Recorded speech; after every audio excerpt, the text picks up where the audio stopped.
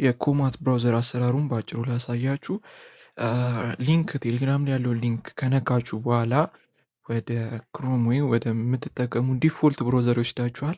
ከዛ እዚህ ጋር አክሰፕት ዩር ኮማት ኢንቫይት ዊዝ ፕሮ ኢንክሉድድ የሚለውን ክሌም ኢንቪቴሽን ትሉታላችሁ። ከዛ ወደዚህ ኢንተርፌስ ይመጣና አውቶማቲክሊ 4 ሜጋቤት የምትሆን ዳውንሎድ ያደርጋል አፕሊኬሽኑ ማለት ነው። እኔ ኦልሬዲ ዳውንሎድ ስላደረኩት ወጣና ይህን ይመስላል ኮማት ብራውዘር የሚባለው። ሙሉ ለሙሉ ኤአይ ኢንተግሬትድ የሆነ አሪፍ ብራውዘር ነው።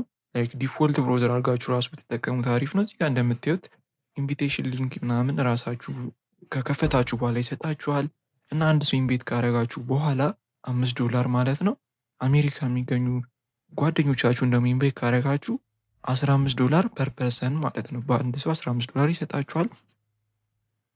እዚህ ጋር እንደምታዩት እዚህ ጋር ፔአውት ዲቴሉ ማየት ትችላላችሁ። ላይክ ወደ ቀጥታ ወደ ባንክ ወይ ደግሞ ወደ ፔፓል ነው መላክ የምችሉት። ወደ ባንክ የምልኩት ላይክ ኢንተርናሽናል ወደሆኑ ባንኮች ነው፣ እንደነ ሲቢ ምናምን ወደ መሳሰሉት ነው።